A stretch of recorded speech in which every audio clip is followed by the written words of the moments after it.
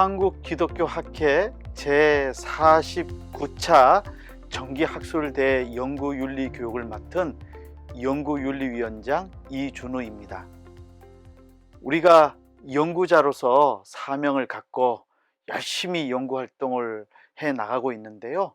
무엇보다도 연구자로서의 귀한 사명을 잘 감당하기 위해서는 윤리적인 원칙과 지침을 준수하는 것도 대단히 중요합니다. 그런 차원에서 연구 윤리를 우리가 실제적으로 이해하고 또 고민할 수 있어야 되겠습니다. 연구 윤리라고 하는 것은 연구자가 연구 수행의 전 과정에서 알고 실천해야 할 가치나 규범을 뜻하지요. 무엇보다도 연구 진실성을 추구해 나가는 것이 그 무엇보다도 연구 윤리에서 핵심적인 사안이라고 할 수 있겠습니다.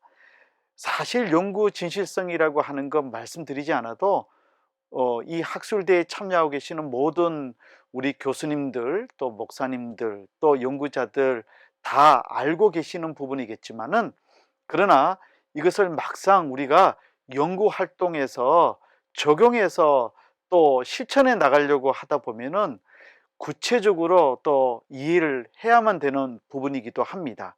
연구의 전 과정이죠. 제안하고 계획하고 수행하고 보고하고 검토해서 그 결과물을 확산시켜 나가는 모든 일련의 과정 등에서 연구의 핵심 가치를 지켜 나가는 것이 바로 연구 진실성이라고 할 수 있겠습니다. 연구 진실성에는 핵심적인 가치가 있는데요. 객관성이 있고요, 정직성이 있고요, 개방성이 있고, 공정성이 있고, 책무성이 있고, 관리가 있겠습니다. 하나하나 조금 살펴보도록 하겠습니다. 객관성이라고 하는 것은 특정한 동기가 연구자의 연구 수행에 영향을 미치지 않도록 해야 하는 것을 말합니다. 정직성이라고 하는 것은 연구의 전 과정에서 연구 자료와 데이터를 사실 그대로 활용하고 보고해야 하는 것을 의미합니다. 개방성이라고 하는 것은 연구 수행을 통해 획득된 데이터와 결과를 투명하게 공개해야 한다는 것이지요. 그리고 공정성은 연구 자원을 배분하고 연구업적 평가 등에서 친분이나 이해관계에 영향을 받지 않아야 한다는 것을 말합니다.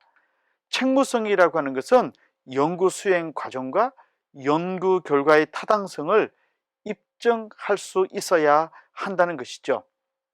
그리고 관리는 연구의 가치가 잘 확산되고 연구자들의 활동이 진작될 수 있도록 연구 공동체를 운영해야 한다는 것을 뜻합니다. 이런 연구 진실성에서 담보하고 있는 핵심적인 가치들을 지향해 나가는 것이 이 연구 윤리를 준수해 나가는 데 있어서 그 무엇보다도 중요한 것이라고 할 수가 있겠습니다. 그런데 이렇게 연구 진실성을 추구하고 하지만은 우리가 본의 아니게 연구자가 실수를 하거나 놓치거나 하는 경우들이 종종 발생하는데요. 사실 이 연구 윤리에 대한 교육을 담당하고 있는 저조차도 사실은 만만치 않은 일이기도 합니다. 그냥 의도를 하지 않았지만 내가 조금 실수를 함으로 인해 가지고 큰 결과로 나타나는 경우가 종종 발생할 수 있습니다. 그러므로 이 얘기는 저를 포함해서 우리 모두가 항상 숙지하지 않으면은 놓치기 쉬운 부분이다라고 여러분들에게 말씀을 드리면서, 가장 이 어려운 부분 중에 하나가 사실은 연구 부정 행위인데요. 연구 부정 행위들 가운데에서 사실 우리 기독교 학회에 소속되어 있는 학회원들이 조금 빈번하게 저지를 수 있는 부정 행위를 좀 중심으로 먼저 좀 살펴보려고 합니다. 자기 표절과 부당한 중복 게재가 되겠습니다. 연구자의 이전 저작물이 후속 저작물에 활용되는 경우가 되겠죠. 본인이 쓴 글이기 때문에 사실은 방심할 수가 있습니다. 그런데 점차 강화되어져 가는 연구 윤리 원칙과 지침에 의하게 되다 보면은 내가 쓴 글이지만 과거에 내가 발표했던 어떤 논문이라든지 또 저서에서 내가 제시했던 주장했던 내용이라 하더라도 내가 그 이후에 다른 저작에서는 반드시 이전에 내가 했던 주장과 또 내가 제시했던 부분들을 분명하게 밝혀야 되는 것이고 확실하게 그 출처를 명시해 나가야 된다는 것입니다. 특별히 이것이 잘못되면은 자기 표절이라고 하는 부분으로 심각한 우리가 어려움을 경험하게 될 수가 있습니다. 특별히 자기 표절, 중복 게재 또는 이중 게재, 논문 쪼개기, 논문 덧붙이기 등의 유형이 존재합니다. 조금 이렇게 구조화 시켜 놓으니까 무시무시한데요. 뭐 어떻게 보면 내가 쓴 논문 조금 더 정리정돈해서 또 다른 논문으로 완성하는 거, 그게 뭐가 큰 문제일까 생각할 수 있는데 연구 윤리라는 측면에서 본다면 이것을 분명하게 하지 않으면 확실한 연구 부정 행위로 이렇게 판별이 될 수 있기 때문에 거듭 우리가 주의를 해야 된다는 생각입니다. 특별히 이제 논문 쪼개기 같은 경우는 하나의 연구 논문을 2개 이상의 소논문으로 나누어서 발표하는 것이지요.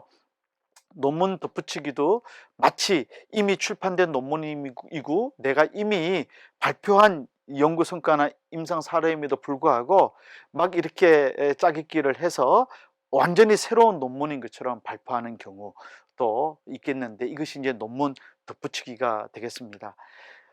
그런데 이런 부분들을 제가 강조할 수밖에 없는 것은 이 법적으로 분명하게 정리가 되어져 있기 때문입니다. 그래서 교육부 훈령 제263호에 보면은 연구윤리 확보를 위한 지침으로 아주 분명하게 제시가 되어 있습니다. 그러므로 이 부분들을 우리가 숙지해야 되고요. 앞서 얘기했던 특별히 이제 우리 기독교 학회에 소속된 학회원들이 빈번하게 그렇게 경험할 수 있는 자기 표절에 대한 부분을 중심으로 좀 말씀을 드렸고, 그 다음에 이제 지침에 의해서 이 법적인 어떤 지침에 의해서 좀 하나하나 말씀을 또 드리는 것이 우리 모든 학회원들에게 상당히 유용하리라고 봅니다. 무엇보다도 조금 전에 말씀드렸던 부분을 좀 법적인 차원에서 다시 강조를 해드리면은 제12조에 의하면 연구 부정 행위의 범위가 아주 명시가 되어 있습니다. 위조가 있는데 위조는 존재하지 않는 연구의 원자료 또는 연구 자료, 연구 결과 등을 허위로 만들거나 기록 또는 보고하는 행위가 되겠습니다. 변조가 있는데요. 연구 재료, 장비, 과정 등을 인위적으로 조작하거나 연구의 원자료 또는 연구 자료를 임의로 변형, 삭제함으로써 연구 내용 또는 결과를 왜곡하는 행위가 되겠습니다. 그리고 표절이 있는데요. 사실은 위조나 변조보다도 우리 기독교 학회원들이 가장 이제 실수하기가 쉬운 부분이 이 표절이라는 생각을 해봅니다. 우리가 기독교 정신을 갖고 연구에 임하는 학자들이고 또 연구자들이기 때문에 뭐 이렇게 위조를 하거나 변조를 하는 경우는 의외로 많지 않을 거라고 생각하는데, 이 표절에 대한 부분은 상당히 우리 학회에서는 특별히 이제 주의를 기울여야 된다고 생각이 됩니다. 표절에 대한 부분들은 뭐 한마디로 얘기하면 일반적 지식이 아닌 타인의 독창적인 아이디어 또는 창작물을 적절한 출처 표시 없이 활용함으로써 제3자에게 자신의 창작물인 것처럼 인식하게 하는 행위인데요. 조금 세부적으로 말씀을 좀 드려보면은 타인의 연구 내용 전부 또는 일부를 출처를 표시하지 않고 그대로 인용하는 경우를 가장 대표적으로 말씀을 드릴 수 있고요. 그 다음으로는 타인의 저작물의 단어 문장 구조를 일부 변형해서 사용하면서 출처 표시를 하지 않는 경우가 있습니다. 이건 법적으로 이미 다 나와 있기 때문에 이것을 지키지 않으시면 문제가 발생했을 때에는 이게 다 적용이 될 수 있습니다. 그리고 타인의 독창적인 생각 등을 활용하면서 출처 표시하지 않는 경우, 그리고 타인의 저작물을 번역하여 활용하면서 출처를 표시하지 않은 경우 등이 있겠습니다. 과거에는 그 영어로 된 자료라든지 독일어로 된 자료들을 우리가 좀 편하게 번역해서 그걸 조금 가공해서 한국적인 상황에서 적용해서 글을 쓰고 또 논문을 쓰고 책을 쓰는 경우가 있었는데요. 이제 이런 관행적인 부분들은 현재의 기준으로 보면 모두가 다 영구 부정 행위 속에 들어갈 수밖에 없습니다. 그러므로 이제는 번역물 부분도 굉장히 우리가 주의를 기울이셔야 된다라는 말씀을 분명히 드리겠습니다. 한 7-8년 전에 서울대학교 교수님 중에 한 분이 예일대학교의 교수님의 그 영어 논문을 가지고 거의 번역하는 수준에서 국내 학술지에 발표를 하셨다가 결국은 학교를 사직하는 일까지 생기는 경우가 발생했습니다. 그러므로 이렇게 번역물이라 하더라도, 해외 자료라 하더라도 우리가 번역 수준에서 하는 것도 굉장히 주의해야 된다. 출처를 밝혀야 된다. 근데 걱정하지 않으셔도 됩니다. 제일 중요한 것은 출처를 분명히 밝히는 것이 가장 중요합니다. 뭐라고요? 출처를 분명히 밝히는 것입니다. 그 다음에 이제 부당한 저자 표시에 관련된 부분인데요. 기여하지 않은데 이름 넣어주고, 또 기여를 했는데 그 연구의 어떤 저자로 명시하지 않는 경우 다 포함이 되겠습니다. 부당한 이제 중복 게재는 연구자가 자신의 이전 연구 결과와 동일 또는 실질적으로 유사한 저작물을 출처 표시 없이 게재한 후 연구비를 수령하거나 별도의 연구 업적으로 인정받는 경우 등을 다 포함하고 있습니다. 뭐 이렇게 여러 면에서 우리가 연구 부정 행위의 어떤 범위를 법적인 차원에서 이해해 볼 수가 있겠습니다. 다시 한번 좀 강조를 드리고 싶습니다. 저희 기독교 학회에 좀 그 생각을 하면서 여러 연구 부정 행위들이 있겠지만은 이제 표절에 대한 부분이 가장 고민이 되는 부분이기 때문에 다시 한번 이제 마지막으로 강조를 좀 드리면은, 한마디로 이야기하면 정확한 출처 표시를 하지 않으면 표절이 되기 쉽다. 내 것이 아닌 것, 내가 직접 만들지 않은 부분은 모든 것 다 출처를 표기하셔야 된다. 이것을 거듭 강조해 드리고 싶습니다. 그림, 사진 다 마찬가지입니다. 솔직히 말해서 우리 기독교 학회에서 가장 중요한 연구의 자료는 하나님의 말씀인 성경일 경우가 많습니다. 성경이라고 하는 하나의 텍스트를 가지고 우리가 무수히 많은 그 하나님의 뜻을 알아가기 위한 연구를 하고 있지 않습니까?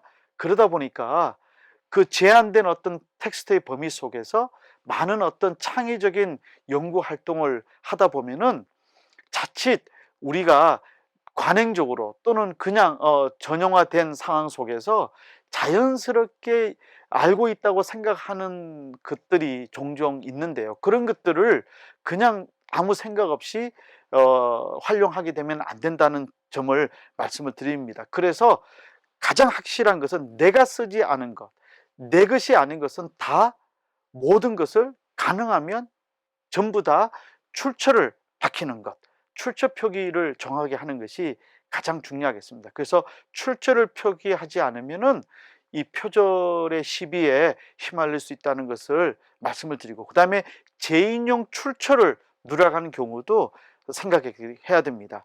2차 문헌 표절이라고 보통 말씀들을 많이 하는데요, 재인용 표기를 해야 함에도 그렇게 하지 않고 직접 원문을 본 것처럼 1차 문헌에 대한 출처를 표기한 경우가 되겠습니다. 그 다음에 이제 인용된 양이 정당한 범위를 벗어나는 경우가 있죠. 이렇게 되면은 양적, 질적, 주정 관계가 형성이 되는데, 좀 세부적으로 얘기를 드리면은 인용된 부분에 출처를 표기했지만 본인의 것이라고 인정할 수 없을 정도로 너무 많은 아이디어나 어구 및 문장을 가져온 경우입니다. 주의하셔야 되겠죠. 그 다음에 출처를 부분적, 한정적으로 표기한 경우입니다.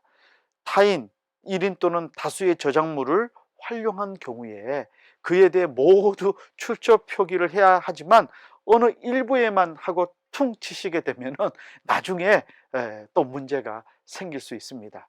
아하, 이렇게 되니까 정말 이제 연구 안 하고 사는 것이 속 편할지 모르겠어요. 이 어떻게 보면 지금 현재 이 연구 윤리에 대해서 말씀을 드리는 저 자신도 무척 고민이 됩니다. 이렇게 너무 기계적으로 다 적용을 해야 되는가, 한숨이 나고 힘이 드는데, 해 아래 새 것이 없다고 그랬는데요. 그럼에도 불구하고 우리가 기본적인 원칙은 타인의 것을 존중하고 인정해 나간다는 자세를 갖고 정말 유심히 예민하게 민감하게 이 부분들에 대해서 인식하면서 연구를 뭐 해 나가는 방법밖에는 없지 않겠는가, 그런 생각을 해 봅니다. 그리고 이제 출처를 포괄적, 개괄적으로 표기한 경우가 있습니다. 타인의 어떤 연구물을 상당 부분 가져다 쓰면서도 각각의 부분에 대해서 출처 명시를 제대로 하지 않는 경우에 속하게 되겠죠. 결국은 이 모든 것들을 우리가 잘 해 나가기 위해서는 책임 있는 연구 수행을 당연히 해야 됩니다. 연구 수행에서 도달해야 할 이상적인 행동이 책임 있는 연구 수행이 되겠죠. 무엇보다도 연구 진실성을 추구하면서 연구를 수행해 나가시는 것입니다. 앞서 말씀을 드렸던 것처럼 핵심 가치들이 있죠. 객관성, 정직성, 개방성, 공정성, 책무성, 관리 등을 다 실현하기 위해서 책임을 다해서 연구를 수행해 나가셔야 할 것입니다. 그리고 이렇게 하시면서 우리가 노력해 나가면 앞서 말씀드린 표절을 포함해서 연구 부정 행위를 우리가 하지 않을 수가 있을 것입니다. 왜 이렇게 해야 됩니까? 당연히 우리가 연구자의 사회적 책임을 잘 감당해야 되고요. 또 바람직한 연구 문화를 조성해 나가기 위해서도 이 부분은 우리가 사실 감당해야 될 책무라고 생각됩니다.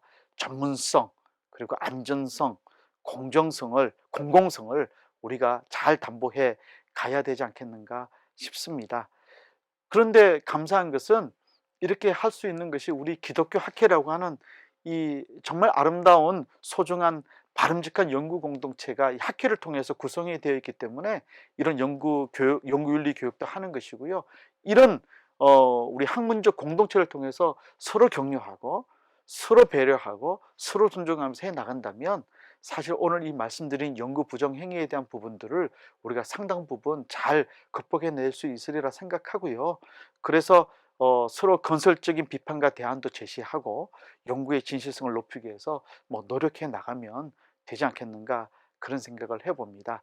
사실 이 연구윤리 교육만큼 말씀을 드리기가 좀 곤란한 부분이 없습니다. 그럼에도 불구하고 오늘 이렇게 다시 한번 우리 학회가 이 연구윤리 교육을 통해서 우리의 학문적 활동의 어떤 책무성, 특히 사회적 책무성을 다하고자 하는 그런 의지를 되새길 수 있다고 하는 것만으로도 사실은 의미가 있는 교육이다라는 생각을 해봅니다. 제가 말씀드린 이 모든 부분들을 조금 더 구체적으로 알기를 원하시는 분은 제가 참고한 자료들을 유심히 보시면 되겠습니다. 한국연구재단에서 나온 자료와 대외경제정책연구원 지식정보실 학술 출판팀에서 나온 자료들을 보시면 오늘 제가 말씀드린 내용이 더 상세하게 나와 있겠습니다. 사진이라든지 여러 자료들, 또 제가 참고한 것들 잘 여러분들에게 소개해 드렸습니다. 오늘 학회가 연구윤리 교육과 더불어 우리의 이 학문적 모든 활동에 또 사회적 신뢰와 인정을 담보하는 그런 학회의 모든 연구 결과물들의 발표가 되어지기를 소망하고요. 경청해 주셔서 너무 감사합니다. 수고 많이 하셨고 또 수고 많이 하시는 오늘 학회 모든 하루 일정이 되었으면 좋겠습니다. 감사합니다.